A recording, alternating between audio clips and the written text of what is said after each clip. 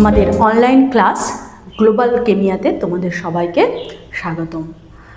আজকে আমরা পড়ব গৃহস্থালির বৈদ্যুতিক বর্তনী। এর আগের ক্লাসে আমরা করেছি তড়িৎ চুম্বকীয় আবেশ, এই থিওরির উপর বেস করে এসি এবং ডিসি জেনারেটর, তার মানে এসি এবং ডিসি কারেন্ট কিভাবে আমরা উৎপন্ন করি, অর্থাৎ যান্ত্রিক শক্তিকে কাজে লাগিয়ে কিভাবে তড়িৎ উৎপন্ন করি। তোমরা যারা এখনও এই ক্লাসটা করোনি তারা অবশ্যই আগের ক্লাসটা করো। এই সেশনের যে লিঙ্কটা সেটা ভিডিওর উপরেও দেখতে পাচ্ছ, এখান থেকেও তোমরা দেখে নিতে পারো, ডেসক্রিপশানে দেওয়া আছে এবং পিন কমেন্টেও আমি পিন করে দেবো। তাই তোমরা এখনও যারা এই ক্লাসটা করোনি তারা অবশ্যই এই ক্লাসটা করো, তাহলে কন্টিনিউয়েশন পাবে।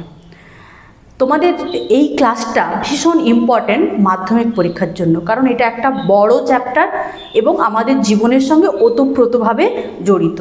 যেমন এটা পরীক্ষার জন্য গুরুত্বপূর্ণ, ঠিক একই রকমভাবে এটা আমাদের দৈনন্দিন ব্যবহারের জন্যও কিন্তু ভীষণ ইম্পর্ট্যান্ট। কারণ আমরা জানি আমরা বিদ্যুৎ ছাড়া একদিনও থাকতে পারবো না, এবং সেই বিদ্যুৎ কিভাবে বর্তনী তৈরি করে বা বিদ্যুৎ কিভাবে জেনারেট করে, কিভাবে বিদ্যুৎ কাজ করে, কিভাবে অন্য কোনো শক্তিতে রূপান্তরিত হয়, সবই বিস্তারিত আমরা এই চ্যাপ্টারে সিরিজ ওয়াইজ পড়ে এসেছি।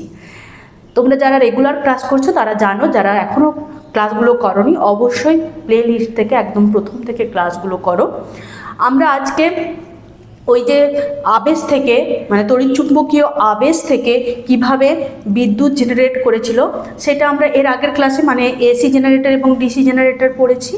ওইখানে আমি একটু অংশ ছেড়ে দিয়ে গেছিলাম, সেটা হচ্ছে কিভাবে আমাদের এই যে বিদ্যুৎ আমরা ব্যবহার করি, এই বিদ্যুৎটা কিভাবে ব্যবহার করা হয়, অর্থাৎ কিভাবে তাপবিদ্যুৎ এবং তড়িৎ শক্তি, তাপশক্তি এবং তড়িৎ শক্তি যে তোমার কে ব্যবহার করে বা তাপবিদ্যুৎ বা জলবিদ্যুৎ কিভাবে উৎপাদন করা হয় সেইটা আমরা আলোচনা করিনি। এখন আমরা আলোচনা করব কিভাবে তাপবিদ্যুৎ এবং জলবিদ্যুৎ উৎপাদন হয়। তারপরে আমরা আসছি গৃহস্থালির বর্তনী, কারণ গৃহস্থালির বর্তনীতে যখন কারেন্টটা আসে কোনো উৎপাদন ক্ষেত্র থেকে তো আসে, যেখান থেকে বন্টন হচ্ছে বা সরবরাহ হচ্ছে সেইখান থেকে আসতে হবে।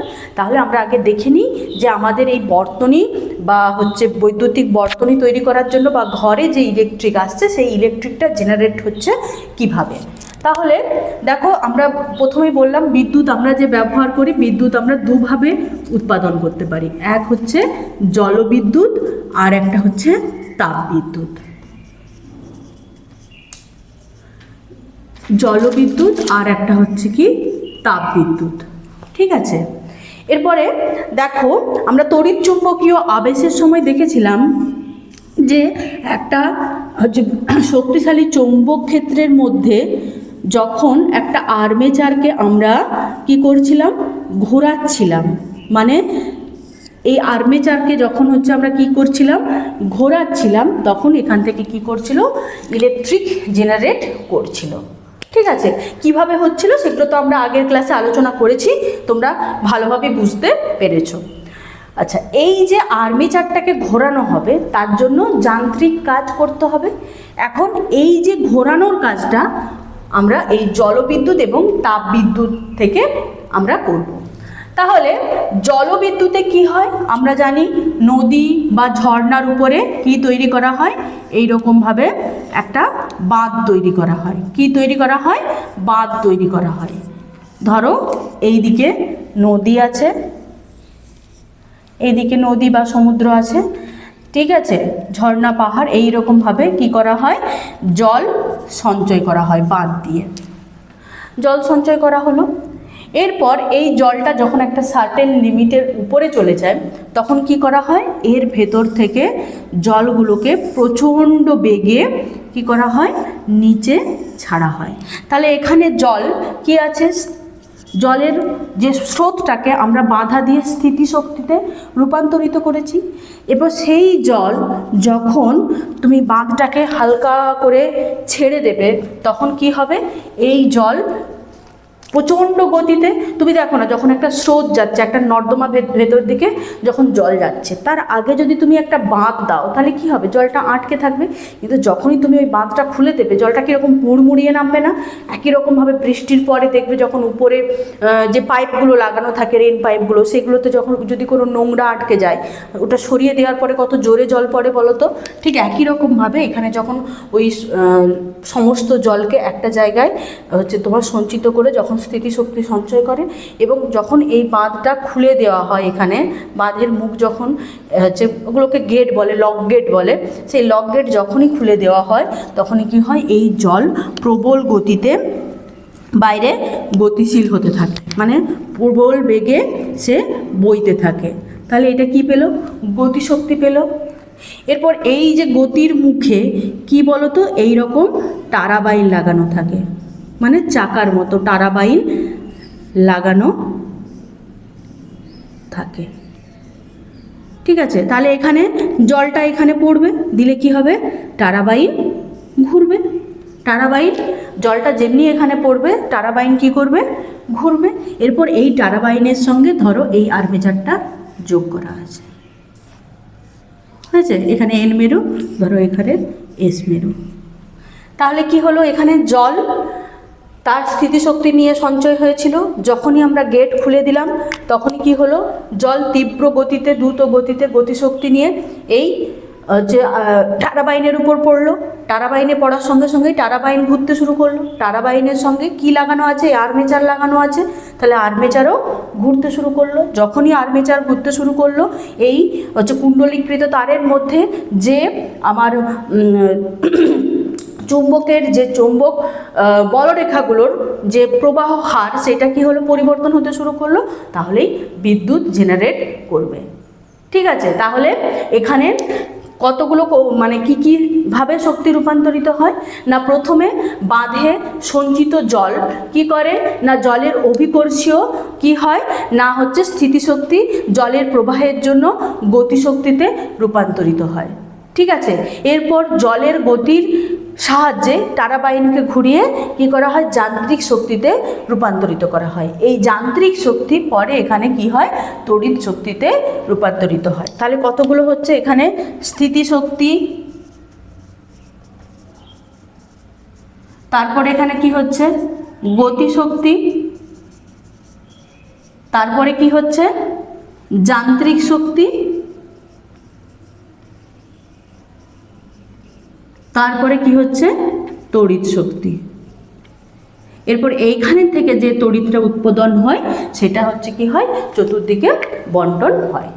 তাহলে আমাকে যখনই জলবিদ্যুৎ উৎপাদন করা হবে তখনই কিন্তু আমাকে কোনো নদী বা ঝর্ণা বা পাহাড়ি নদী উপরে বা ঝর্ণার উপরে কি হবে, বাঁধ সৃষ্টি করে তার জলপ্রবাহটাকে আগে থামাতে হবে। তাহলে মানে অনেক উঁচুতে তাহলে জলটা আটকে আছে, এরপরে করে তাকে কি করা হবে, গতিশক্তিতে রূপান্তরিত করা হবে।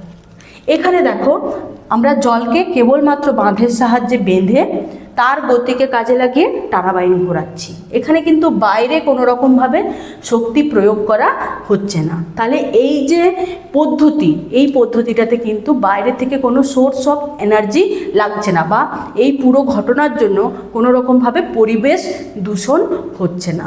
তোমাদের এই প্রশ্নটা প্রায়শই আসে যে জলবিদ্যুৎ এবং তাপবিদ্যুৎ দুটোর মধ্যে কোনটা পরিবেশ দূষণ করে না, তাহলে কি হবে, জলবিদ্যুৎ পরিবেশ দূষণ করবে না। তাপবিদ্যুৎ পরিবেশ দূষণ করবে। কেন করবে, আমরা যখন তাপবিদ্যুৎ এর পরে পড়ব তখন আমরা দেখব যে কেন তাপবিদ্যুৎ তোমার পরিবেশ দূষণ করে। তাহলে এটা হলো জলবিদ্যুৎ উৎপাদন।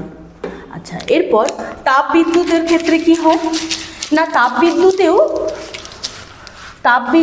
টারাবাইনকে ঘোরাতে হবে। আলটিমেট টারাবাইনকে না ঘোরালে আমরা কি করতে পারবো না, বিদ্যুৎ জেনারেট করতে পারবো না। তাহলে আমাকে এনি কস্ট কি করতে হবে না, ওই টারাবাইনকে ঘোরাতে হবে এবং টারাবাইনের সঙ্গে কি করতে হবে, আর্মেচারকে যোগ করতে হবে। টারাবাইনের সঙ্গে আর্মেচারকে যোগ করতে হবে।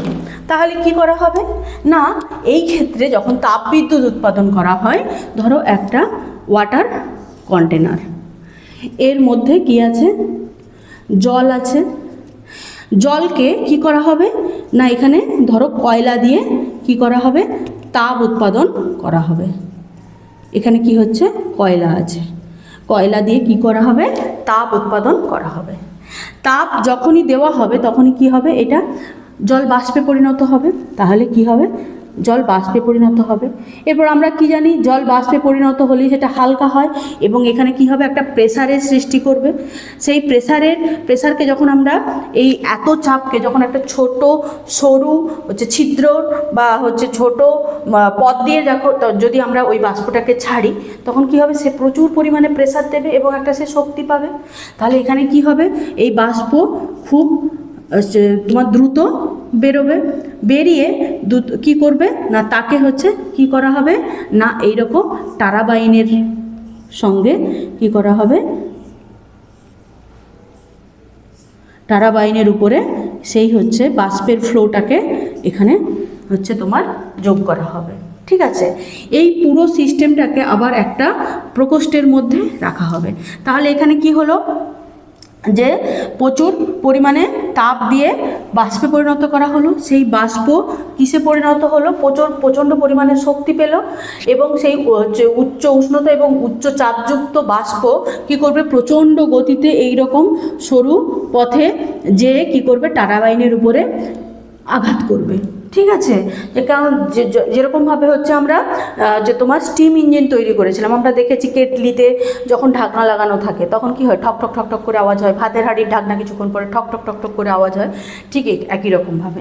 এরপর এখানে কি হলো হচ্ছে তোমার এর সঙ্গে একটা কি থাকবে, এই যে আর্মেচার যুক্ত করা থাকবে, যদি বলি এই যে এরকম আর্মেচার যুক্ত করা থাকবে, তারপরে যেরকমভাবে বিদ্যুৎ জেনারেট হচ্ছে হবে। আর এইদিকে যে জলটা এখানে ঘোরানোর পরে কি হবে, সে কনডেন্সড হবে এবং হচ্ছে ঠান্ডা হবে। সেই ঠান্ডা জলকে আবার কি করা হবে, এই রকম রিসাইকেল করে পুনরায় নিয়ে আসা হবে এবং তাকে অনেক বেশি উত্তপ্ত করা হবে। তাহলে এক্ষেত্রে কি হচ্ছে না, হচ্ছে জীবাশ্ম জ্বালানির মধ্যে, মানে এই যে কয়লা যখন হচ্ছে উত্তপ্ত করা হচ্ছে, মানে কয়লাকে যখন পোড়ানো হচ্ছে, তখন কি হচ্ছে না, জীবাশ্ম জ্বালানির মধ্যে যে রাসায়নিক শক্তি থাকছে, সেই রাসায়নিক শক্তি স্টিমের মধ্যে গতিশক্তিতে রূপান্তরিত হচ্ছে। তাহলে এখানে কি হচ্ছে, ফার্স্টে রাসায়নিক শক্তি,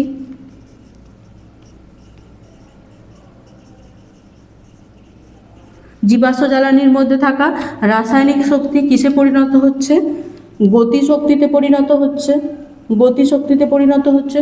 সেই গতিশক্তি কি হচ্ছে, টারবাইনকে ঘোরাচ্ছে। তাহলে এটা কি হচ্ছে, যান্ত্রিক শক্তিতে রূপান্তরিত হচ্ছে। এরপরে যান্ত্রিক শক্তিতে রূপান্তরিত হচ্ছে। সেই যান্ত্রিক শক্তির ফলে কি উৎপন্ন হচ্ছে না, বিদ্যুৎ উৎপন্ন হচ্ছে। কি হচ্ছে, এর ফলে বিদ্যুৎ উৎপন্ন হচ্ছে। তাহলে রাসায়নিক শক্তি, গতিশক্তি, যান্ত্রিক শক্তি, তারপরে হচ্ছে বিদ্যুৎ শক্তি বা তড়িৎ শক্তিতে রূপান্তরিত হচ্ছে। তাহলে এই হলো আমাদের জলবিদ্যুৎ উৎপাদন এবং তাপবিদ্যুৎ উৎপাদন। এখানে দেখো, তাপবিদ্যুতের ক্ষেত্রে আমি আগেই বলেছিলাম যে তাপবিদ্যুতের ক্ষেত্রে পরিবেশ দূষণ হয়। কেন পরিবেশ দূষণ হয় না, এখানে জীবাশ্ম জ্বালানির দহন হয়। যেহেতু জীবাশ্ম জ্বালানির দহন হয়, তাহলে কার্বন ডাইঅক্সাইড ফর্ম করবে, ঠিক আছে, কার্বন মনোক্সাইড ফর্ম করবে, তাহলে এর জন্যই পরিবেশ দূষণ হবে। এই প্রশ্নটা কিন্তু ভীষণ ভীষণ ইম্পর্টেন্ট। তোমাদের মাধ্যমিকে প্রায়শই প্রশ্ন আসে যে তাপবিদ্যুৎ উৎপাদনের ক্ষেত্রে কোন শক্তিতে রূপান্তরিত হয় বা এর কার্যনীতি ব্যাখ্যা করো, বা শর্ট কোয়েশ্চেনে পড়ে যে তাপবিদ্যুৎ এবং জলবিদ্যুতের মধ্যে কোন বিদ্যুতে কি হয় না, বেশি পরিবেশ দূষণ হয় বা পরিবেশ দূষণ হয় না ড্যাশ বিদ্যুৎ উৎপাদনের ক্ষেত্রে। ঠিক আছে, ভীষণ ভীষণ ভীষণ ইম্পর্টেন্ট।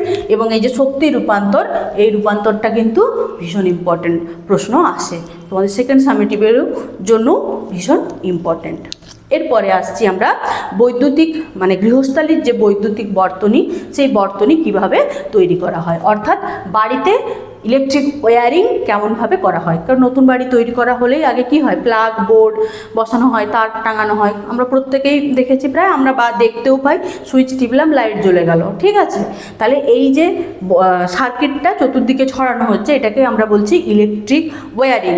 আর আমরাকে ভালো ভাষায় বা বইয়ের ভাষায় আমরা ওটাকে কি বলবো, যে গৃহস্থালির বৈদ্যুতিক বর্তনী। তাহলে বৈদ্যুতিক বর্তনীতে কি কি দরকার, আগে হচ্ছে বিদ্যুৎ দরকার। বিদ্যুৎ কোথা থেকে আসবে, তাহলে বিদ্যুৎ এইরকম তাপ বিদ্যুৎ কেন্দ্র বা হচ্ছে তাপবিদ্যুৎ কেন্দ্র বা জলবিদ্যুৎ কেন্দ্র থেকে তাপ উৎপন্ন হয়। তারপরে সেখানে কি থাকে, একটা বন্টন করার জন্য, এই তাপবিদ্যুৎটাকে বন্টন করার জন্য কি থাকে না, একটা সেন্টার থাকবে যেখানে কি করা হবে, তাপবিদ্যুৎকে বন্টন করা হবে, মানে চতুর্দিকে ছড়িয়ে দেওয়া হবে। যে ধরো আমাদের যে কলকাতা ডিস্ট্রিক্টের জন্য এই এতটা ইউনিট যাচ্ছে এই লাইন বরাবর, ঠিক আছে। তারপরে এরপর তার ডিস্ট্রিবিউশন সেন্টার থাকবে এবং প্রত্যেকটা জায়গায় একটা করে এরকম ইলেকট্রিক সেন্টার থাকবে এক একটা সাব ডিভিশনের জন্য, যে এখান থেকে পুরো বিদ্যুৎটা এইভাবে তার হচ্ছে বন্টন হয়ে যাবে। তাহলে একটা কি থাকবে, মানে বিদ্যুৎ উৎপাদন হবে, তারপরে একটা বিদ্যুৎ বন্টন হবে। বিদ্যুৎ বন্টন করার পরে দেখবে বাড়ির সামনের দিকে এরকম দুটো লাইনের একটা মেন এরকম বন্টন তার আসবে, ঠিক আছে। ওখান থেকে আমাদের কি করা হয়, কারেন্ট নিয়ে বাড়ির হচ্ছে মিটারে কানেকশান দেওয়া হয়, ঠিক আছে। তারপরে মিটার থেকে আমাদের কারেন্ট ভেতরে আসে, কি আসে সেগুলো আমি পরপর আসছি, তারপরে পুরো হোল সার্কিটটা আমি দেখাবো। তাহলে এই বিদ্যুৎ সরবরাহের জন্য গৃহস্থালির যে বিদ্যুৎ বর্তনী, সেই বর্তনীতে যে তোমার বর্তনী তৈরি করার জন্য আমাদের সবার প্রথমে কি দরকার না, হচ্ছে কারেন্টের তার তো লাগবেই, যেটা আমি পরে আলোচনা করব সার্কিটটা সম্পর্কে। প্রথমে কিছু জিনিস মেটেরিয়াল দরকার, তার মধ্যে প্রথম এবং অন্যতম হচ্ছে বৈদ্যুতিক সুইচ। তাহলে 1 নম্বর কি লাগবে, বৈদ্যুতিক সুইচ। তাহলে আমরা এটা কোথায় দেখতে পাবো না, বাড়িতে দেখবে প্রত্যেকেরই এরকম সুইচ বোর্ড আছে। সুইচ বোর্ডের মধ্যে কি থাকে, এরকম সুইচ থাকে, ঠিক আছে। সুইচ থাকে, ফ্যানের রেগুলেটর থাকে, তারপরে একটা ইন্ডিকেটর থাকে, ঠিক আছে, ইন্ডিকেটর থাকে, তারপরে কি থাকে, প্লাগ থাকে, কি থাকে প্লাগ, এরকম 2 পিন প্লাগ থাকে বা 3 পিন, এরকম হচ্ছে একটা 5 পিন প্লাগ থাকতে পারে, 3 পিন প্লাগ থাকতে পারে, আবার এরকম 2 পিন প্লাগও থাকতে পারে। তো এই হচ্ছে একটা ইলেকট্রিক বোর্ড, যে বোর্ড থেকে কি করা হয়, কারেন্টটা, মানে এগুলো লাগে আর কি একটা বর্তনী তৈরি করতে গেলে। তাহলে প্রথমেই আসছি বৈদ্যুতিক সুইচ। বৈদ্যুতিক সুইচ কি না, যে ব্যবস্থার সাহায্যে কোনো তড়িৎ বর্তনীতে তড়িৎ প্রবাহ ইচ্ছামতো চালু করা হয় বা বন্ধ করা হয়। একে আমরা আরেকটা নাম দিতে পারি কি, on of device. On of device, ঠিক আছে। তাহলে বৈদ্যুতিক সুইচ কাকে বলবো, প্রশ্ন যদি হয় কি বলবে, বৈদ্যুতিক সুইচ হচ্ছে গৃহস্থালির তড়িৎ বর্তনীতে এমন একটা ব্যবস্থা যার সাহায্যে আমরা কোনো বর্তনীতে ইচ্ছা মতো তড়িৎ প্রবাহ হচ্ছে চালু বা বন্ধ করতে পারি। এর অপর একটা নাম হচ্ছে অফ অন ডিভাইস, ঠিক আছে। আচ্ছা, এই যে সুইচ, এই সুইচের বিভিন্ন ভাগ থাকে, কীরকম দেখো, যেমন হচ্ছে একটা সুইচ থাকে যেটার হচ্ছে রেটিং থাকে 5 অ্যাম্পিয়ার, আর একটা সুইচ থাকে তার রেটিং থাকে 10 অ্যাম্পিয়ার, আরও হচ্ছে থাকে 15 অ্যাম্পিয়ার, 20 অ্যাম্পিয়ার, ঠিক আছে, এইরকম রেটিং থাকে। তাহলে অ্যাম্পিয়ার মানে তোমরা প্রত্যেকেই বুঝতে পারছো, আগে যখন আমরা রেটিং পড়েছি সেখানে বলেছি যে রেটিং মানে হচ্ছে কি করে দেয়, যেমন ফিউজ তারের রেটিং মানে তার মধ্য দিয়ে সর্বাধিক, যেমন 5 অ্যাম্পিয়ারের যদি আমরা হচ্ছে ফিউজ তার ব্যবহার করি, তার মধ্যে সর্বাধিক কত কারেন্ট যেতে পারবে, 5 অ্যাম্পিয়ার কারেন্ট যেতে পারবে। আবার হচ্ছে যদি 10 অ্যাম্পিয়ার বলি, তাহলে ওর মধ্যে দিয়ে সর্বাধিক 10 অ্যাম্পিয়ার কারেন্ট যেতে পারবে। আবার আমরা কোনো যন্ত্র যখন ব্যবহার করি বা বৈদ্যুতিক বাল্ব বা কোনো ইলেকট্রিক গ্যাজেট যখন ব্যবহার করি, তখনকার তাতে কত লেখা থাকে, 220 ভোল্ট 80 ওয়াট, মানে সে কতটা তড়িৎ শক্তি ব্যয় করবে বা হচ্ছে কত কারেন্টের সঙ্গে তাকে যুক্ত করা যাবে, তার জন্য তার কত তড়িৎ প্রবাহ হবে, এই সমস্ত মেজারমেন্ট করা হয়। তাহলে যে ইনস্ট্রাকশন দেওয়া থাকে যে আমি কত তড়িতের জন্য আমি সেই ইলেকট্রিক যন্ত্রটা ব্যবহার করতে পারবো, সেইটাকে আমরা কি বলি, রেটিং। তেমনি হচ্ছে কি থাকে, সুইচেরও এরকম রেটিং থাকে। সাধারণত 5 অ্যাম্পিয়ার যে সুইচগুলো থাকে সেগুলোতে কি লাগানো হয়, সাধারণত বাড়িতে যে পাখা, তারপরে হচ্ছে আলো, এগুলো যে লাগানো হয় সেগুলো হচ্ছে সাধারণত 5 অ্যাম্পিয়ার হচ্ছে তোমার সুইচ লাগে, ঠিক আছে। আচ্ছা, এরপরে গেল 10 অ্যাম্পিয়ার এবং 15 অ্যাম্পিয়ার। 10 এবং 15 অ্যাম্পিয়ার যেগুলো হচ্ছে একটু বেশি তড়িৎ শক্তি ব্যয় করে, বেশি তড়িৎ প্রবাহ মাত্রার প্রয়োজন হয়, তাহলে সেই সমস্ত যন্ত্রের জন্য হচ্ছে 10 অ্যাম্পিয়ার বা 15 অ্যাম্পিয়ার যে হচ্ছে যে সুইচগুলো আছে সেই সুইচগুলো ব্যবহার করা হয়। তার মধ্যে কি আছে? ফ্রিজ, টিভি, ওয়াশিং মেশিন, ঠিক আছে, এই সমস্ত জিনিসগুলোর সঙ্গে অর্থাৎ 10 অ্যাম্পিয়ার 15 অ্যাম্পিয়ার তোমার হচ্ছে বৈদ্যুতিক যে সুইচ সেগুলো ব্যবহার করা হয়। এবং এর থেকেও বেশি যদি তড়িৎ ক্ষমতা প্রয়োজন হয় তখন হচ্ছে 20-25 অ্যাম্পিয়ার, মানে যেখানে আরও বেশি তড়িৎ প্রবাহ প্রয়োজন হবে, ঠিক আছে, তখন আমরা এর থেকে বেশি রেটিংয়ের সুইচ ব্যবহার করব। হলো, এরপরে এই যে সুইচ, এই সুইচগুলোকে আমরা কি করব? দুভাবে ভাগ করা যায়। দেখবে এই সুইচগুলোকে আমরা দুভাগে ভাগ করতে পারি, মানে একটাকে বলবো ওয়ান ওয়ে সুইচ, আরেকটাকে বলবো two way switch. One way switch কোনগুলো?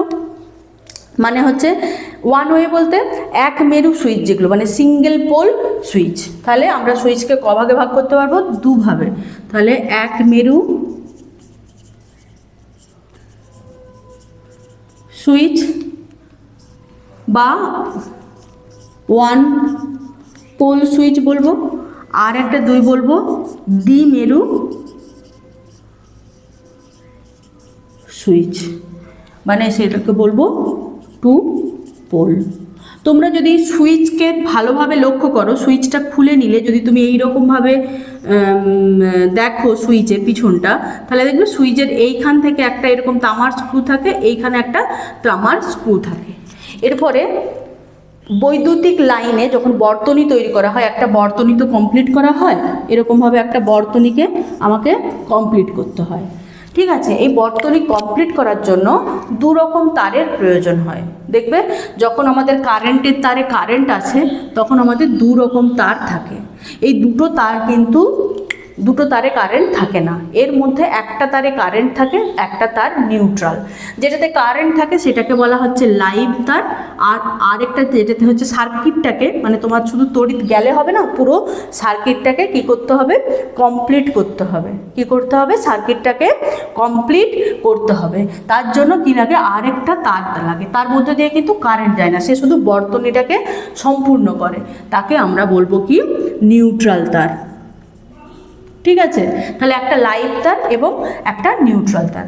আর একটা যখন হচ্ছে কোনো বর্তনী, আমরা ধরো এই যে বর্তনীতে আমরা যদি এখানে সুইচ লাগাই, তাহলে কি হবে? সুইচের সঙ্গে একটা হচ্ছে নিউট্রাল লাইন সবসময় জয়েন্ট করা থাকবে, আর কি হবে? লাইভ তারের সঙ্গে তাকে আমাকে হচ্ছে যদি এটা আটকে দিই তাহলে বিদ্যুৎ মানে তড়িৎ প্রবাহ চালু হবে, আবার যদি বন্ধ করে দিই তাহলে তড়িৎ প্রবাহ বন্ধ হয়ে যাবে, মানে সার্কিট পূর্ণ হবে। তাহলে আমরা এই যে সুইচটা আছে, এই সুইচের যদি কেবলমাত্র লাইভ তারের সঙ্গে জয়েন করা থাকে, তখন যে সুইচগুলো হয় তাকে বলা হচ্ছে এক মেরু সুইচ। সাধারণত দেখবে আমরা নর্মাল যে লাইট বা ফ্যান যে ব্যবহার করি সেগুলোতে কি হয়? এক মেরু সুইচ ব্যবহার করা হয়। তার মানে সুইচটা যখনই আমি অফ করব তখনই লাইট তার থেকে বিচ্ছিন্ন হয়ে যাবে, ফলে লাইটটা অফ হয়ে যাবে। আবার যখন সুইচ অন করে দেবো তখন লাইট তারের সঙ্গে জয়েন্ট হয়ে গেলেই বর্তনী সম্পূর্ণ হবে এবং কি হবে? লাইট জ্বলতে শুরু করবে, ঠিক আছে। কিন্তু আরেক রকমের সুইচ হয়, মানে ধরো আমি খুব অলস, আমি রাত্রেবেলায় ঘুমানোর সময় হচ্ছে লাইটটা তো জ্বালিয়ে দিয়ে আসলাম, তারপরে কিন্তু আমাকে তো উঠে যে বন্ধ আমি করতে পারবো না, তখন কি করলাম? আমি আমার যেখানে ঘুমোই মাথার কাছে আরেকটা সুইচ রাখলাম, সেইটা দিয়ে অফ করলেই ওই লাইটটা, মানে জ্বালিয়ে আসছি আমি একটা সুইচে, আর কিন্তু বেডের কাছে যখন আমি ঘুমোচ্ছি তখন হচ্ছে কি হচ্ছে? ওইখান থেকে সুইচটা অফ করে দিলেই আমার পুরো কানেকশানটা বন্ধ হয়ে যাচ্ছে বা লাইটটা অফ হয়ে যাচ্ছে। তাহলে এক্ষেত্রে কি হয় না, হচ্ছে এই যে লাইভ তার এবং নিউট্রাল তার দুটোরই সংযোগ অফ হয়ে যায়, তাহলে দুটোই লাগানো থাকে।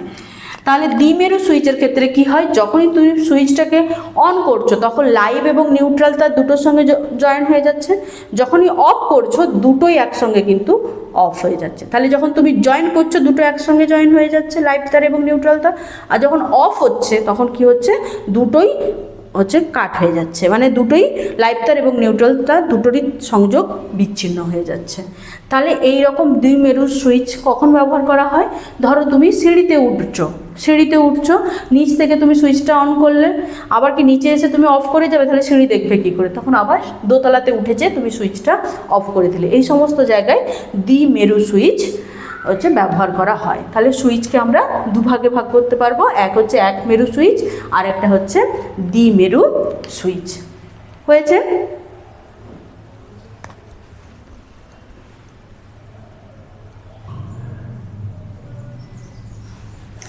এরপরে আসছি সেকেন্ড 2 নম্বরে আসছি। তাহলে বৈদ্যুতিক সুইচ জানলাম, এরপরে 2 নম্বরে আমরা আসছি হচ্ছে সকেট। সকেট মানে কি না, আমরা যখন কোনো ধরো একটা ফ্যান কিনে নিয়ে আসছি, তাহলে ফ্যানটাকে তো বৈদ্যুতিক যে আমাদের ওয়্যারিং আছে সেই রকম কোনো বর্তনীর সঙ্গে যোগ করতে হবে। যোগ করার জন্য দেখবে বোর্ডের মধ্যে এইরকম একটা বড় অংশ থাকে, যেখানে কি থাকে এরকম 5টে ফুটো থাকে বা কোনো কোনো জায়গায় 3টে ফুটো থাকে। ঠিক আছে?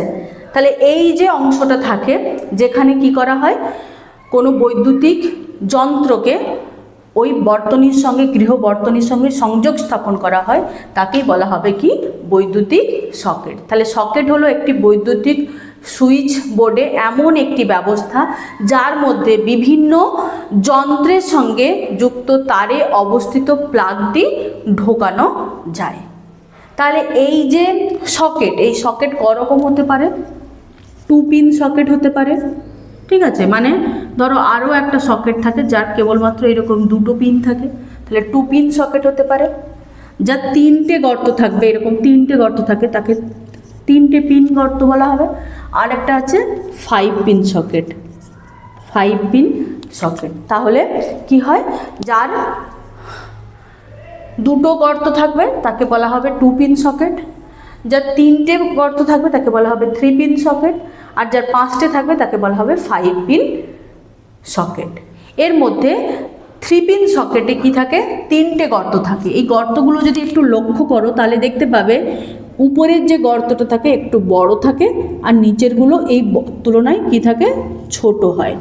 তাহলে 3 পিন বা 5 পিনের যে উপরের একটা গর্ত থাকে সেই গর্তটা কি হয়, একটু বড় হয়। সকেটের এই উপরের যে অংশটা থাকে, তাহলে প্রত্যেকটা সুইচেরই পিছন দিকে কি থাকছে, তাহলে 3টে করে এইরকম, মানে এই যে এর পেছনে একটা কি থাকে, মানে ফুটো, এই ফুটোগুলোর মধ্যে কি থাকে, এইরকম একটা তামার আবরণী থাকে, এর সঙ্গে কি থাকে, একটা এরকম করে তামার নাট যুক্ত থাকে, এখানে একটা স্ক্রু লাগানো থাকে। তাহলে এইরকম করে ভেতর দিকে থাকছে এই যে তামার আবরণ, বা কোনো হচ্ছে তোমার ম্যাক্সিমাম তামারই হয়, অ্যালুমিনিয়াম খুব কম হয়। তাহলে তামার কি থাকছে, হচ্ছে তোমার বৈদ্যুতিক মানে তামার একটা আবরণ থাকছে, যার সাহায্যে কি হবে না হচ্ছে বিদ্যুৎটা পরিবহন করতে পারবে। আর পুরো এই জিনিসগুলো কিসে হয়, এবোনাইটের তৈরি হয় বা কোনো অন্তরক পদার্থের তৈরি হয়। এরপরে এই 3 পিন প্লাগের বা 5 পিন প্লাগের এই যে উপরের যে বড় ফুটোটা থাকে সেই ফুটোটার সঙ্গে কি লাগানো থাকে, সাধারণত হচ্ছে তোমার, সাধারণত নয় সব সময়ই কি থাকে, আর্থিংয়ের যে তার থাকে, আর্থিং তারটা যুক্ত থাকে, আর্থের সঙ্গে যে তারটা যুক্ত থাকে সেই তারটা যুক্ত থাকে। আর এই ডান দিকের যে ফুটোগুলো থাকে এর সঙ্গে কি থাকে, লাইভ তার যুক্ত থাকে। এই ডান দিকের সঙ্গে কি থাকে, লাইভ তার যুক্ত থাকে, আর বাম দিকের সঙ্গে কি থাকে, নিউট্রাল তার যুক্ত থাকে। তাহলে একটা সকেটের যে 3 পিন হোক বা 2 পিন হোক বা 5 পিন হোক, তার ডান দিকে যেটা থাকবে সেটা কি হবে, লাইভ তার হবে, বাম দিকে যেটা থাকবে সেটা নিউট্রাল তার হবে, এবং হচ্ছে কি হবে না, এই যে বড় ফুটোটা থাকবে সেটা হচ্ছে কি হবে, আর্থিংয়ের তারের সঙ্গে যুক্ত থাকবে। আর এই প্রত্যেকটা গর্তের ভেতরে কি থাকবে না, ধাতব আবরণী দিয়ে হচ্ছে যুক্ত করা থাকবে। তাহলে এটা হলো সকেট। এরপর সকেটের মধ্যে তাহলে কি করা হবে, প্লাগ পুট করা হবে, প্লাগ দেওয়া হবে। সেই প্লাগকে বলবো, প্লাগও কীরকম হয়, 2 পিন প্লাগ হয়, 3 পিন প্লাগ হয়। যেগুলো নর্মাল, ধরো তুমি ধরো নর্মাল লাইট জ্বালাবে, তখন তোমার 2 পিন এইরকম হচ্ছে সকেট হলেই হয়ে যায়। কিন্তু যখন তুমি হচ্ছে ফ্রিজ বা হচ্ছে তোমার টেবিল ফ্যান বা টিভি এগুলো যখন চালাবে তখন কি হয়, তোমার কি হয়, 3 পিনের দরকার হয়।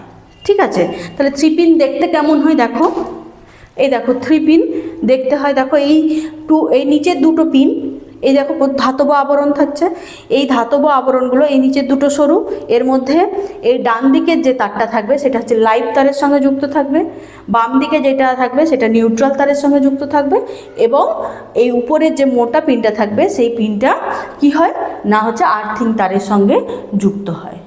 ঠিক আছে, আর এইটা পুরোটাই হচ্ছে একটা কি এবোনাইটের তৈরি বা কোনো অন্তরক পদার্থের তৈরি জিনিসের মধ্যে পুরোটাই ঢোকানো থাকে। ঠিক আছে, এটাকে সেট করার জন্য এখানে স্ক্রু থাকে, এক্ষেত্রে এটা ঢালাই আছে। হ্যাঁ, এটা নষ্ট হয়ে গেলে আমি আলাদা করে 3 পিন লাগাতে পারবো। এরপর এর যদি আমরা গঠন দেখবো এই দুটো পিনের থেকে এই পিনটা মোটা 1 নম্বর, আর 2 নম্বর দেখো এর থেকে সামান্য বড়।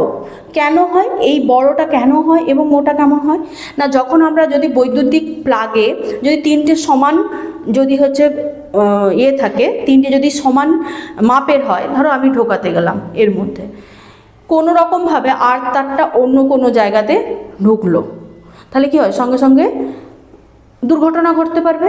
তাহলে সেটা থেকে বাঁচার জন্য আগে কি করা হয় না, একদম সিকিওর করা হয়, আগে আর্থ প্লাগটাই ঢুকে যাবে, তাহলে লাইভটা লাইভেও ঢুকবে, নিউট্রালটা নিউট্রালে যুক্ত হবে।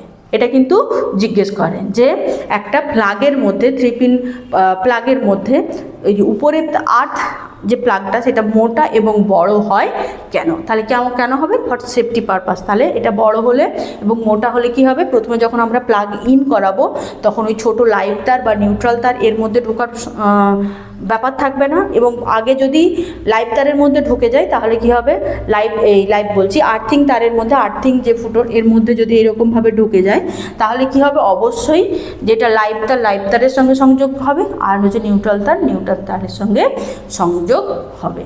তাহলে এর ব্যবহার কি, তাহলে 3 নম্বর আমরা কি পড়লাম, প্লাগ। ঠিক আছে, তাহলে এটার ব্যবহার কি হবে না, এই প্লাগটা সাধারণত বৈদ্যুতিক হিটার, বৈদ্যুতিক ইস্ত্রি, তারপর হচ্ছে রেফ্রিজারেটর, টিভি, হ্যাঁ, যে কোনো বৈদ্যুতিক যন্ত্রকে চালু করার জন্য কি করা হয়, এই 3 পিন প্লাগের দরকার হয়। এরপর ওয়্যারিংয়ের ভীষণ গুরুত্বপূর্ণ জিনিস হলো ওয়্যার বা তার। ঠিক আছে, এবার ভীষণ গুরুত্বপূর্ণ জিনিস হলো তার। এই তার আমি যে বললাম 3টে তার থাকে, একটা হচ্ছে লাইভ তার, আর একটা হচ্ছে নিউট্রাল তার, এবং আর একটা কি থাকে না আর্থিং বা আর্থ তার। ঠিক আছে, তাহলে কি হয়, তার হচ্ছে 3 প্রকারের হয়। এক হচ্ছে লাইভ তার,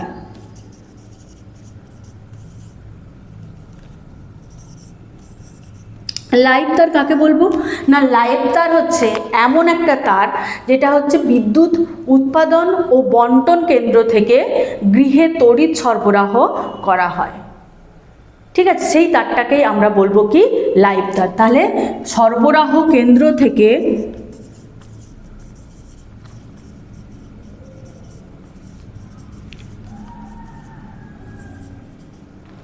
যে তার দিয়ে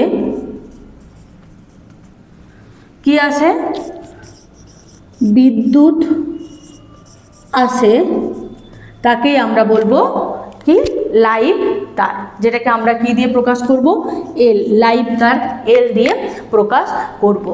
লাইভ তারের সবসময় কি থাকবে, উচ্চ বিভবযুক্ত কারেন্ট লেখা হয়।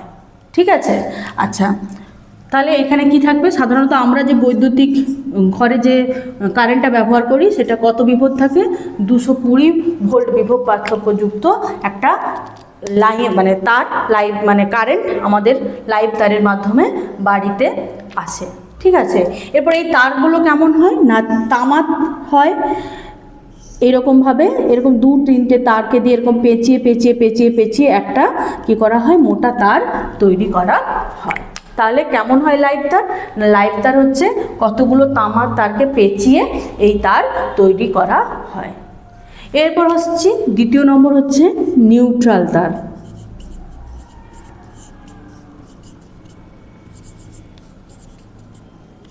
কি আসছি, নিউট্রাল তার। নিউট্রাল তার কাকে বলা হবে না, যেখান থেকে ধরো এখানে বিদ্যুৎ বন্টন কেন্দ্র, তো তাহলে এখান থেকে লাইভ তারের তার আসছে, ঠিক ওখানে ওরই প্যারালাল আরেকটা করে তার আসবে, আরেকটা করে তার আসবে, যার মধ্যে কারেন্ট থাকবে না, কিন্তু বর্তনীটাকে সম্পূর্ণ করার জন্য এই তারটা খুবই প্রয়োজন। এর কিন্তু বিভব কত থাকে, 0। তাহলে লাইভ তারের বিভব কত থাকে, 220 ভোল্ট। আর হচ্ছে নিউট্রাল তারের যে কোনো কারেন্ট থাকে না, মানে ওটা 0 ভোল্ট, মানে 0 বিভবে থাকে। তাহলে কোনো বৈদ্যুতিক যন্ত্রকে যখন আমরা বর্তনীতে যুক্ত করব, তখন হচ্ছে লাইভ তার থেকে যেরকম যন্ত্রের মধ্য দিয়ে তড়িৎ প্রবাহিত হয়ে কি হবে, নিউট্রাল তারের মাধ্যমে কি হবে না, পুরো কেন্দ্রে যে বৈদ্যুতিক বন্টন কেন্দ্রে ফিরে আসবে। তাহলে কি হবে, একটা পুরো সার্কিট পূর্ণ হবে। তার মানে কি হলো, ধরো তুমি তোমার বাড়িতে এখানে একটা হচ্ছে কি আছে, বাল্ব লাগানো আছে, ঠিক আছে, এখানে কি আছে, একটা বাল্ব লাগানো আছে। তাহলে বাল্বের কি হবে, তাহলে একটা পজিটিভ দিক থাকবে, একটা নেগেটিভ দিক থাকবে। তাহলে একটা কি হবে, এই একটা তারের কি হবে, এই লাইভ তারের সঙ্গে যুক্ত থাকবে, আর একটা তার কি হবে, নিউট্রাল তারের সঙ্গে যুক্ত থাকবে। তাহলে এই যে লাইভ তারটা কি হলো, এটা দিয়ে কারেন্ট আসলো, আর বাকি তারটা যে যখনই হচ্ছে এই নিউট্রাল তারের সঙ্গে যুক্ত হচ্ছে, তাহলে যে বন্টন সেন্টার যেখান থেকে বিদ্যুৎটা চতুর্দিকে ছড়িয়ে যাচ্ছে, সেইখান অবধি যে কি হচ্ছে, এর বর্তনীটাকে সম্পূর্ণ করছে। আর বর্তনী যদি সম্পূর্ণ না হয়, তাহলে কি কারেন্ট প্রবাহিত হবে, হবে না। এর জন্য কিন্তু হচ্ছে তোমার নিউট্রাল তার ভীষণ জরুরি। একে আমরা কি দিয়ে প্রকাশ করি না, এন দ্বারা প্রকাশ করা হয়। কি দ্বারা প্রকাশ করা হয়, এন দ্বারা প্রকাশ করা হয়। এরপর ভীষণ ভীষণ ভীষণ ইম্পর্টেন্ট, সেটা হচ্ছে আর্থিং।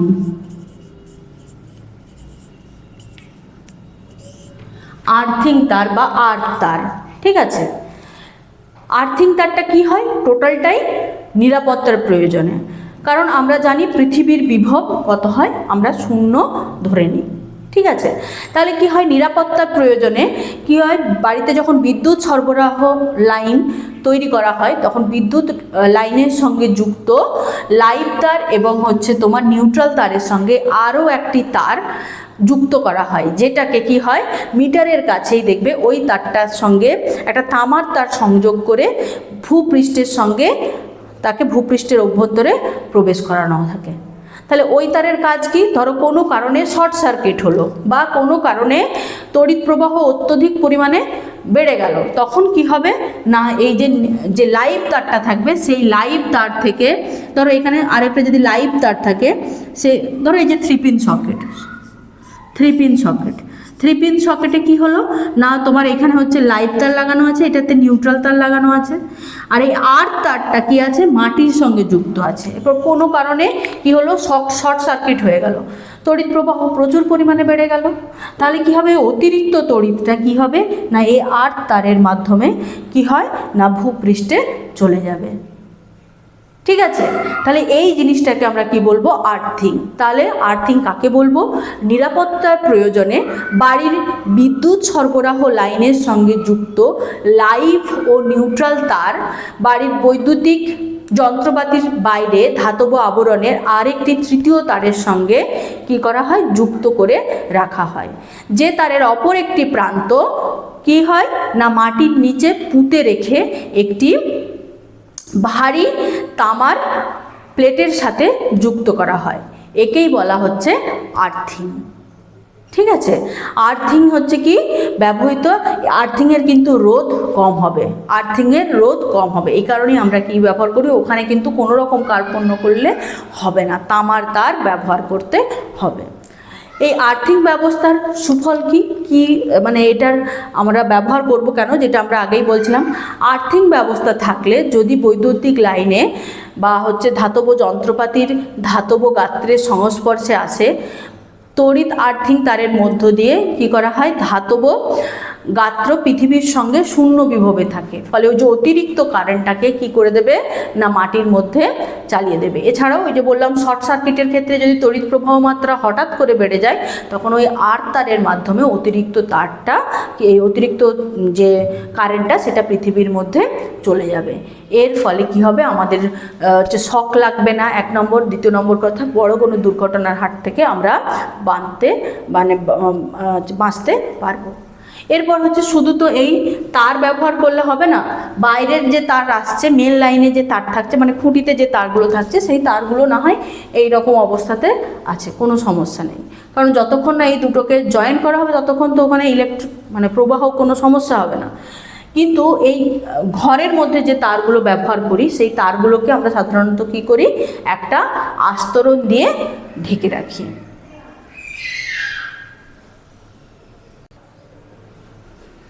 তাহলে এই তারগুলোকে, এই যে তামার তারগুলো থাকে, কতগুলো তামার সরু সরু তারের তো গুচ্ছ থাকে, তাহলে এই তারগুলোর উপরে কি থাকে, একটা হচ্ছে প্লাস্টিক বা অন্তরক পদার্থের আবরণ থাকে। এখন ধরো তিনটে লাইন, তিনটে এরকম তারকে আমাদেরকে মানে প্যারালালি নিয়ে যেতে হয়, সেটা হচ্ছে লাইভ তার, নিউট্রাল তার এবং হচ্ছে আর্থিং তার। এরপর ধরো যে তিনটেরই কালার কালো, তাহলে তুমি বুঝবে কি করে কোনটা লাইভ তার, কোনটা নিউট্রাল তার আর কোনটা আর্থিং তার?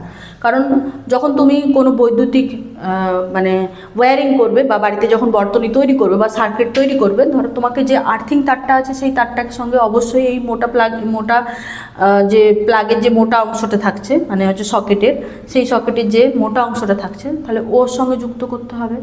লাইভ তার থেকে তোমার ডান দিকে যুক্ত করতে হবে আর নিউট্রাল তারটাকে বাম দিকে যুক্ত করতে হবে। এবার যদি এটা না হয় তাহলে কি হবে, এটা যদি না হয় তাহলে কি হতে পারে না, যে কোনো সময় গণ্ডগোল হবে। কারণ আমার ধরো বাড়ির হয়তো ওয়্যারিং, আমার বাবা বাড়িটা বানিয়েছিলেন তখন আমি অনেক ছোট ছিলাম, যে কেউ হচ্ছে একটা ওয়্যারিং করে দিয়ে গেছে। এখন বাড়িতে রিসেন্ট ফল হয়েছে বা কোনো বৈদ্যুতিক গোলযোগ হয়েছে, যে ওয়্যারিং করেছিল সে পটল তুলেছে, তাহলে আমরা যদি এখন অন্য কোনো মিস্ত্রিকে নিয়ে আসি তাহলে সে বুঝবে কি করে?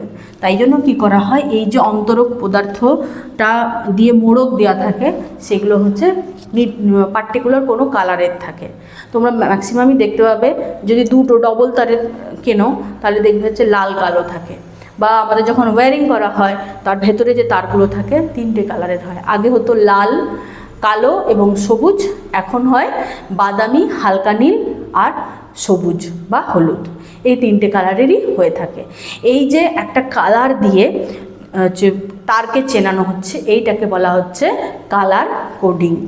এর একটা আন্তর্জাতিক রুল আছে, তার মানে ধরো তুমি এখান থেকে শিফট করে বিদেশে গেলে, সেখানে যে তোমার কোনো জিনিস ফল্ট হয়েছে, তুমি নিজে ইলেকট্রিকের কাজ জানো, তাহলে তোমাকে তিনটে কাজ জানতে হবে, মানে তারগুলোকে অ্যাটলিস্ট চিনতে হবে, নাহলে তুমি কোনো কাজই করে উঠতে পারবে না। বিশেষ করে যদি তুমি বাইরে থাকো, সব কিছু পাওয়া যায় সেখানে, লেবার পাওয়া যায় না, মানে মানুষের শ্রম পাওয়া যায় না, ওটা তোমাকে নিজেই করে নিতে হবে বিদেশে যখন থাকবে তুমি।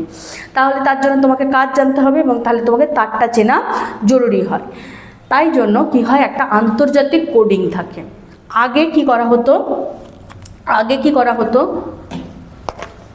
তাহলে তিন রকম তার হলো।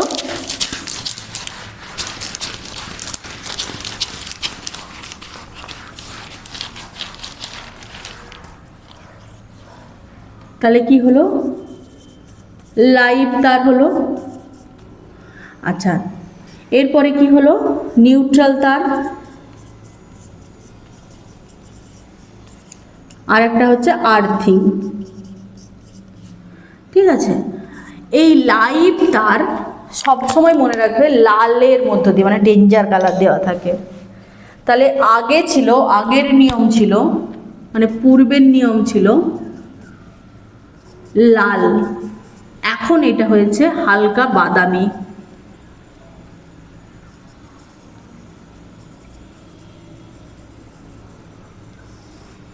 তাহলে কি হলো, লাইভ তার হলো লাল এবং হচ্ছে এখন হচ্ছে কি, এটা বর্তমান নিয়ম, আন্তর্জাতিক বর্তমান নিয়ম হচ্ছে হালকা বাদামি, মানে লালেরই আমি ধরতে পারি, ঠিক আছে, বাদামি, ঠিক আছে, হালকা না বলে বাদামিও বলতে পারো, ঠিক আছে, তাহলে বাদামি রং। তাহলে লাইভ তার সবসময় ডেঞ্জার সাইন কি দিয়ে হয়, লাল দিয়ে দেখানো হয়, তাহলে লাইভ তার কি হয়, লাল বাদামি। বাদামি তো লালেরই একটা অংশ আমরা বলতে পারি। এরপরে আসছি নিউট্রাল তার। নিউট্রাল তার সাধারণত কি হয়, আগে ব্যবহার করা হতো কালো, ঠিক আছে, নিউট্রাল তার আগে ব্যবহার করা হতো কালো, এখন হচ্ছে হালকা নীল। এখন কি ব্যবহার করা হয়, হালকা নীল রং ব্যবহার করা হয়, ঠিক আছে। আচ্ছা, আর এই আর্থিং তারটা কি ব্যবহার করা হয়, সবুজ রং। আগে ব্যবহার করা হতো সবুজ, এখনো হয় সবুজ ব্যবহার করা হবে বা হলুদ ব্যবহার করা হবে। এইটা ভীষণ ভীষণ ভীষণ ইম্পর্ট্যান্ট, 1 নম্বরের কোশ্চেনের জন্য একদম ইম্পর্ট্যান্ট, ঠিক আছে। হয় মাল্টিপল চয়েস কোশ্চেন আসতে পারে, ড্যাশ পূরণ আসতে পারে, বা নর্মাল প্রশ্ন আসতে পারে যে লাইভ তারের কালার কি হয় বা লাইভ তারের কোডিং কি হয়। হ্যাঁ, তাহলে লাল বা বাদামি দুটোই অপশান থাকতে পারে। এটা হচ্ছে আগে ব্যবহার করা হতো, এখন হচ্ছে এটা ব্যবহার করা হয়, ঠিক আছে। এরপর মেন যেটা আসি তার হয়ে গেল। এরপরে হচ্ছে মেন সুইচ। কি বললাম, মেন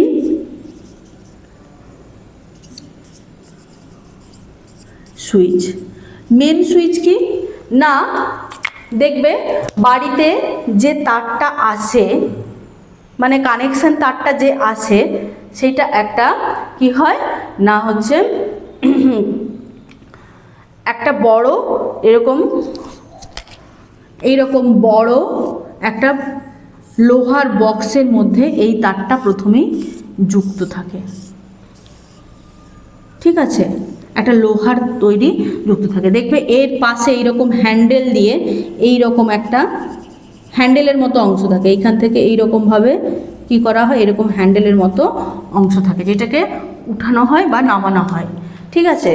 এইটাকে বলা হচ্ছে কি মেন সুইচ। তাহলে মেন সুইচ কাকে বলবো না, গৃহস্থালী বর্তনী তার উপাদানগুলিকে বিদ্যুৎ উৎপাদন ও বন্টন সংস্থা দ্বারা পাঠানো তড়িৎ সরবরাহ থেকে বিচ্ছিন্ন করতে বা ওই তড়িৎ সরবরাহের সঙ্গে সংযোগ স্থাপন করার জন্য যে সুইচ বসানো হয় তাকে বলা হবে মেন সুইচ। তাহলে মেন কথাটা হচ্ছে কেন, যে কারেন্টটা যেখান থেকে সরবরাহ হচ্ছে, যে কারেন্টের তার থেকে সরবরাহ হচ্ছে, সেই তার থেকেই কি হচ্ছে, যে তার থেকে কারেন্টটা সরবরাহিত হচ্ছে তার সঙ্গে সংযোগ স্থাপন হবে বা বন্ধ হবে, সেইটা যে হচ্ছে প্লাগ মানে সুইচের সঙ্গে যুক্ত থাকে তাকেই বলা হচ্ছে মেন সুইচ। তাহলে মেন সুইচের গঠন কেমন না, মেন সুইচের গঠন এটা হচ্ছে একটা পুরো লোহার কাঠামো, ঠিক আছে। এরকমভাবে দরজা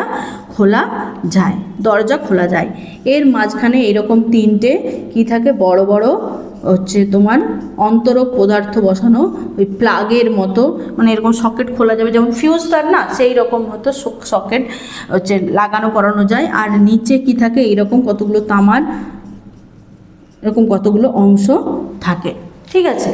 এইটাকে বলা হচ্ছে মেন সুইচ। তাহলে মেন সুইচের গঠন কেমন হবে, মেন সুইচ হচ্ছে একটি লোহার আবরণের ঢাকনার মধ্যে থাকে, ঠিক আছে। এই ব্যবস্থাটাকে লোহা, এর মধ্যে যদি কোনো কারণে কারেন্ট চলে যায় খুব সমস্যা হবে, তো তাই এই আবরণটাকে প্রথমেই কি করা হয়, আর তারের সঙ্গে যুক্ত করা হয়। কি করা হয়, প্রথমেই আর তারের সঙ্গে যুক্ত করা হয়, যাতে করে কোনো রকমভাবে যে ব্যবহারকারী সে তার যাতে করে তার শক টক না লাগে, সেই ব্যবস্থাকে বা তার সুরক্ষাটাকে সুরক্ষিত করার জন্য এর সঙ্গে কিন্তু একদম ডিরেক্ট আর তারকে প্রথমে জয়েন করা থাকে, ঠিক আছে। তাহলে ঢাকনাটার সঙ্গেই আর্থিং করা থাকে। আচ্ছা, মেন সুইচ বক্সের সঙ্গে একটি হালকা হাতল যুক্ত থাকে, যা তুললে কি হয় না, সংযোগ বিচ্ছিন্ন হয়, আর মেন তুললে সংযোগ বিচ্ছিন্ন হয়, আর মেন নামিয়ে দিলে হচ্ছে কি হবে, সংযোগ হবে, মানে সুইচ যখন অফ করবে তখন সংযোগ বিচ্ছিন্ন হবে, আর যখন মেন অন করবে তখন সংযোগ স্থাপন হবে।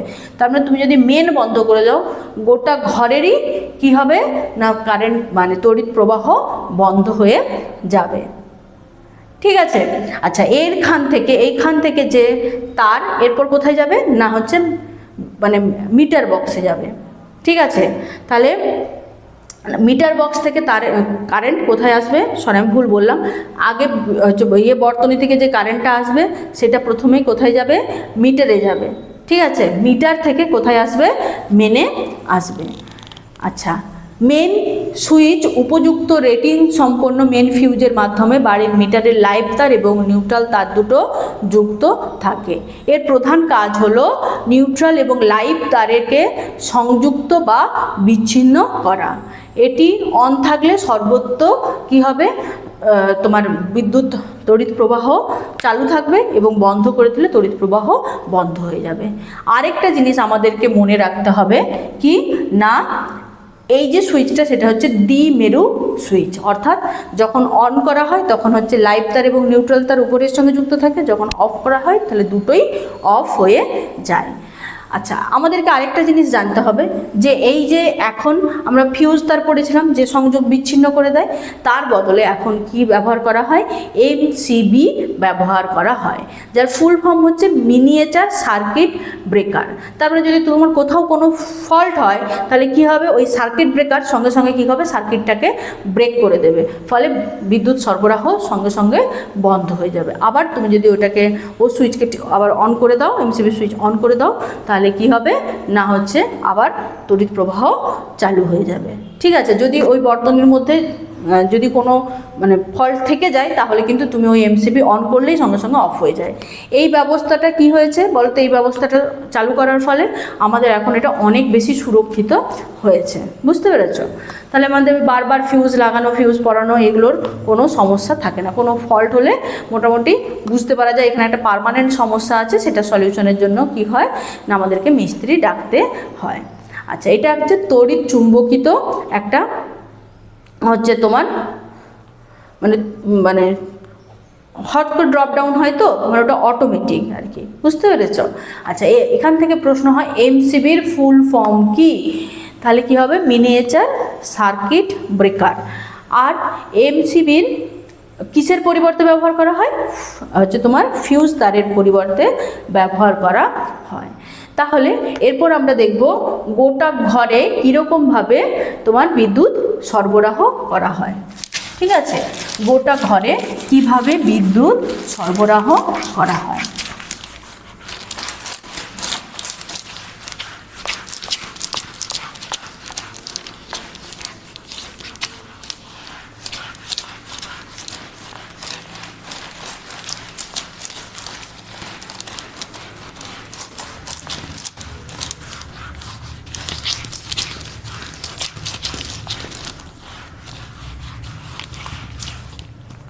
তাহলে ধরো এটা হচ্ছে মেন লাইন, মানে যে হচ্ছে তোমার খুঁটি, যেটা খুঁটিতে এই দুটো তার আছে, লাল আর হচ্ছে কালো। ঠিক আছে, এই দুটো তার, এটা হচ্ছে মেন যে বিদ্যুৎ সংস্থা থেকে বিদ্যুৎ আসছে সেটা হচ্ছে, এটা হচ্ছে লাইভ তার, এটা হচ্ছে নিউট্রাল তার। এরপর তুমি কি করবে, এখান থেকে তোমার সংযোগ যখন আসবে বাড়িতে কি হবে না, প্রথমে আসবে মিটার বক্সে।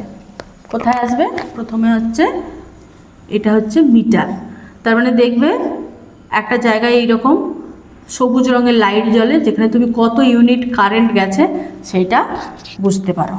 ঠিক আছে, তাহলে ওই তারটা কোথা থেকে আসবে, প্রথমে এসে যুক্ত হবে মিটারের সঙ্গে।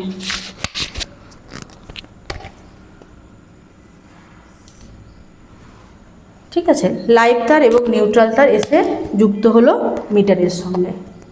এই মিটার থেকে কি করা হবে, প্রথমেই আর্থিং করে দেওয়া হবে।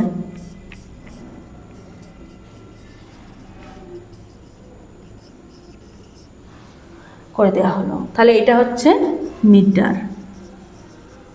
এরপর এর সঙ্গে শ্রেণী সমবায়ে কি লাগানো থাকবে না, হয় এমসিবি লাগানো থাকবে নয় ফিউজ লাগানো থাকবে।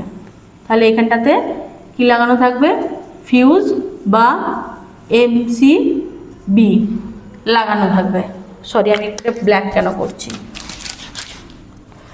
তাহলে হচ্ছে এটাতে থাকবে হচ্ছে কি, এটা মেন তার, মেন তারের সঙ্গে কি থাকবে, এমসিবি বা হচ্ছে ফিউজ থাকবে, কি সমবায়ে, শ্রেণী সমবায়ে থাকবে। আচ্ছা, তাহলে এর থেকে আমাকে কি নিয়ে যেতে হবে, নিউট্রাল তারকেও নিয়ে যেতে হবে। এরপরে কোথায় আসবে এটা, মিটার, এই মিটার থেকে এরপরে মেন সুইচ, সেই মেন সুইচে যাবে, যার এখানে হ্যান্ডেল থাকছে, যেটা উঠিয়ে নামিয়ে করা হবে। তাহলে এখানে মেন থাকছে।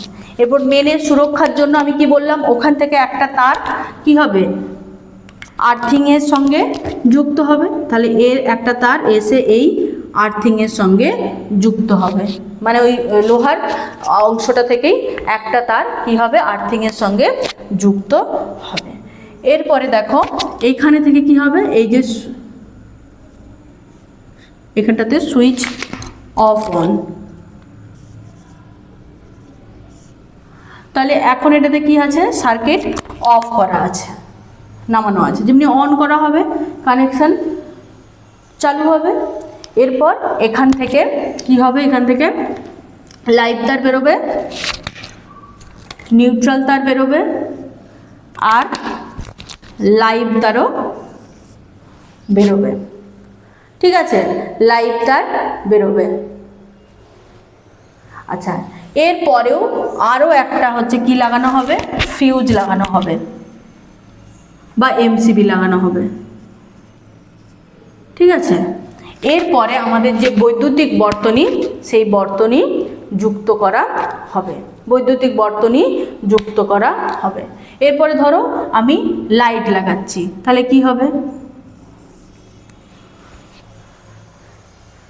এই মানে এটা এর সঙ্গে নয়, এটা এরকম হবে,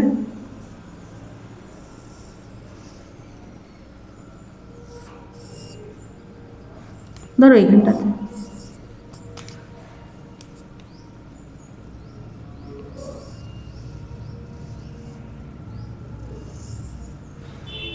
ঠিক আছে, দিয়ে কী হবে, এই নিউট্রাল তারের সঙ্গে যুক্ত হবে,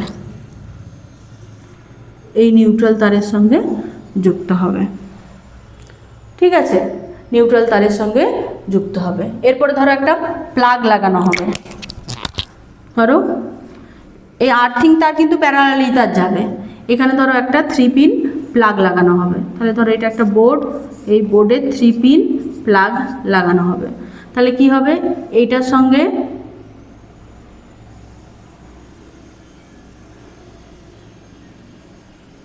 এই লাইভ তার যুক্ত হলো, এইখান থেকে নিউট্রাল তার, এইখান থেকে নিউট্রাল তার বেরোবে, এর সঙ্গে যুক্ত হবে। ঠিক আছে, আর কি হবে, এই যে 8 তার আসছিল, সেই 8 তারের সঙ্গে এইটা যুক্ত হবে। এইরকমভাবে সমস্ত কি হবে না, হচ্ছে তোমার যা যুক্ত চাইবে এরকমভাবে তোমাকে শ্রেণী সমবায়ে, এই সমান্তরাল সমবায়ে যুক্ত করে দিতে হবে। তাহলে এইটা হচ্ছে আমাদের গৃহে, মানে আমাদের বাড়িতে যে বৈদ্যুতিক বর্তনী স্থাপন করা হয়, সেই বর্তনীর এটা হচ্ছে মেন চিত্র। তাহলে এখান থেকে যে সরবরাহ কেন্দ্র থেকে কারেন্ট আসবে, মিটারে কারেন্ট রিড করবে, এমসিবি হচ্ছে কি করবে, এখানে একটা এমসিবি লাগানো থাকবে শ্রেণী সমবায়ে, তারপরে মেন সুইচ থাকবে, মেন সুইচ থেকে এরকম 3টে লাইন প্যারালালি চলে যাবে। এরপরে এর মাঝখানেও একটা এমসিবি লাগানো থাকবে। আচ্ছা, এটাকে আমি এখানে দিই, বুঝতে অসুবিধা হলে এখানটাতেও মেন লাইনের পরেও একটা এমসিবি লাগানো থাকবে, কোনো কারণে যদি কোনো প্রবলেম হয়।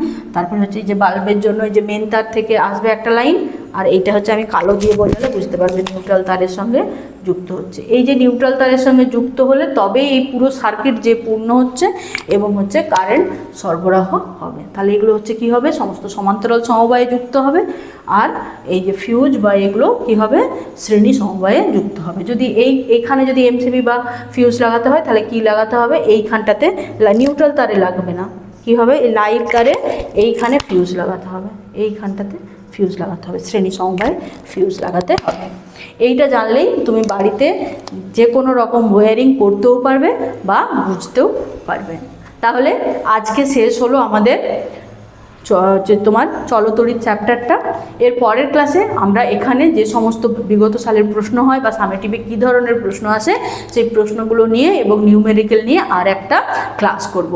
তো অবশ্যই তোমরা ভালোভাবে পড়ো, পুরোটাই ভালোভাবে পড়ো, সামনেই তো সেকেন্ড সামেটিভ এবং মাধ্যমিক পরীক্ষার জন্য একবারে প্রিপারেশান নাও, পরে তোমাদের এগুলো রিভিশন করতে সুবিধা হবে।